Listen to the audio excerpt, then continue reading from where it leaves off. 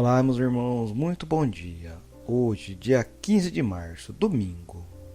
Antes de ouvir o nosso evangelho, vou colocar aqui uma mensagem falando sobre a importância de orar no casamento e casar com alguém que ore por você.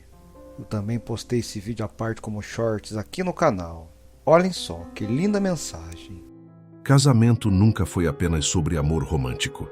Sempre foi sobre aliança diante de Deus. Escolha alguém que, quando o vale chegar, não arrume as malas, arrume os joelhos, porque a pessoa certa não foge da crise. Ela entra na presença de Deus por você. Existem pessoas que, diante da luta, procuram uma saída, mas quem entende o propósito do casamento procura primeiro um altar. A Bíblia nunca disse que o casamento seria fácil, mas ensinou que ele deveria ser espiritual. Melhor são dois do que um, porque se um cair, o outro levanta o seu companheiro. Eclesiastes 4, 9 e 10. Quem casa apenas por emoção, abandona quando o vento muda, mas quem casa debaixo de oração, permanece quando a tempestade chega. Você não precisa de alguém que apenas segure sua mão. Você precisa de alguém que segure sua mão e apresente sua vida diante de Deus. Porque quando o casamento tem um altar, a crise não vira separação, vira motivo de oração. Escolha alguém que saiba lutar de joelhos, porque guerras espirituais não se vencem correndo, se vencem orando. Case com alguém que ore por você, não com alguém que desista de você.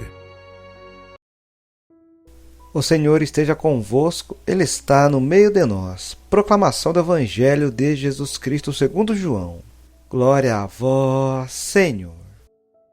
Naquele tempo, ao passar, Jesus viu um homem cego de nascença. Os discípulos perguntaram a Jesus: Mestre, quem pecou para que nascesse cego, ele ou seus pais? Jesus respondeu: Nem ele, nem seus pais pecaram.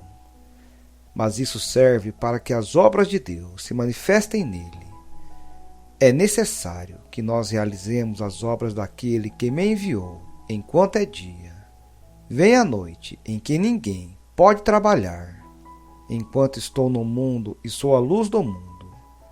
Dito isto, Jesus cuspiu no chão, fez lama com a saliva e colocou-a sobre os olhos do cego e disse-lhe: Vai lavar-te na piscina de Siloé, que quer dizer enviado. O cego foi, lavou-se e voltou enxergando. Os vizinhos e os que costumavam ver o cego, pois ele era mendigo, diziam: Não é aquele que ficava pedindo esmola? Uns diziam: Sim, é ele. Outros afirmavam: Não é ele, mas alguém parecido com ele. Ele, porém, dizia: Sou eu mesmo. Então lhe perguntaram: Como é que se abriram os teus olhos? Ele respondeu: Aquele homem, chamado Jesus, fez lama, colocou-a nos meus olhos e disse-me: Vai a Siloé e lava-te. Então fui, lavei-me e comecei a ver. Perguntaram-lhe: Onde está ele? Respondeu: Não sei. Levaram então aos fariseus o homem que tinha sido cego. Ora, era sábado, o dia em que Jesus tinha feito lama e aberto aos olhos do cego. Novamente então lhe perguntaram os fariseus como tinha recuperado a vista. Respondeu-lhes: Colocou lama sobre os meus olhos, fui lavar-me e agora vejo. Disseram então alguns dos fariseus: Esse homem não vem de Deus, pois não guarda o sábado. Mas outros diziam: Como pode um pecador fazer tais sinais?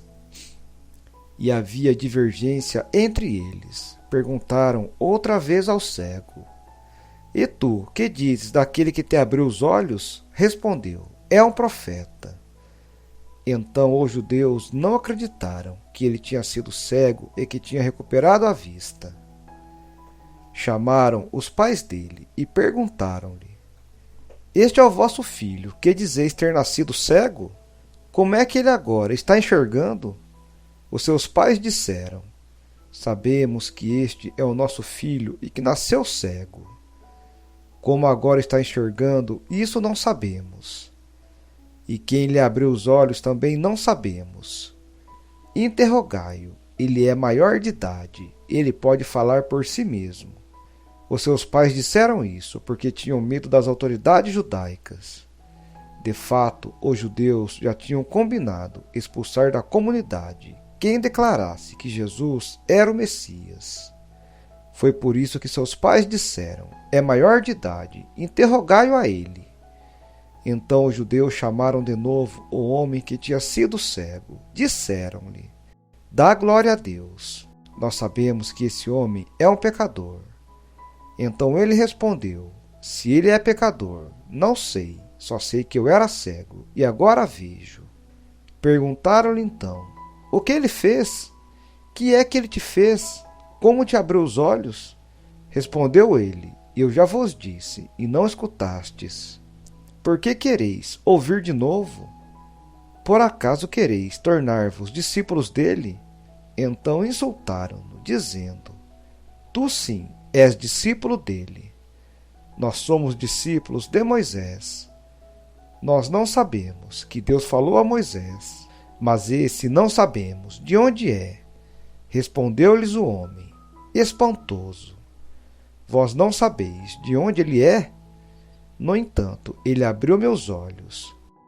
Sabemos que Deus não escuta os pecadores, mas escuta aquele que é piedoso e que faz a tua vontade. E jamais se ouviu dizer que alguém tenha aberto os olhos a um cego de nascença.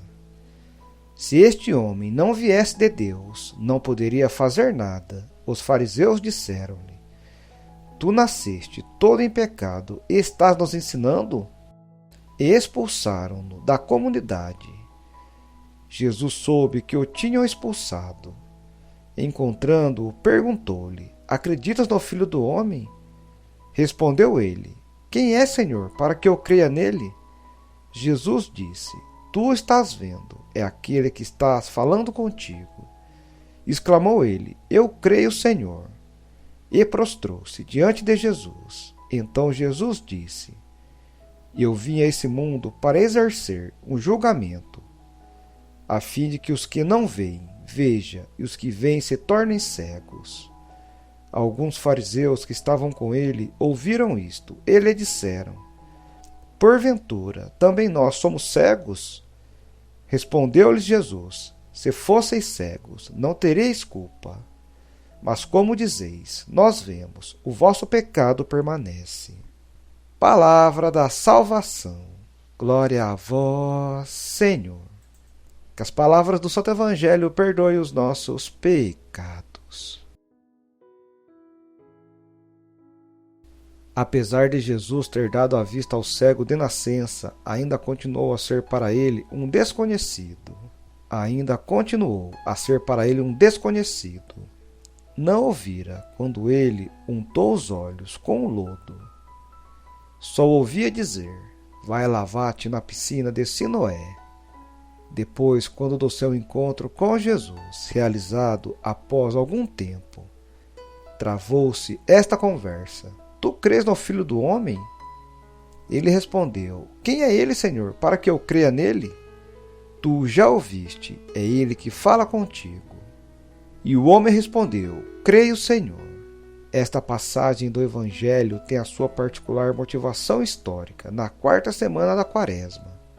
Nos primeiros séculos, o período de 40 dias foi na igreja o tempo de preparação, especial intensiva para o batismo. Realizava-se deste modo, durante ele, o processo de conversão, que é necessário considerar como o primeiro e mais fundamental, a conversão a Deus, que nos dá a nova vida em Cristo.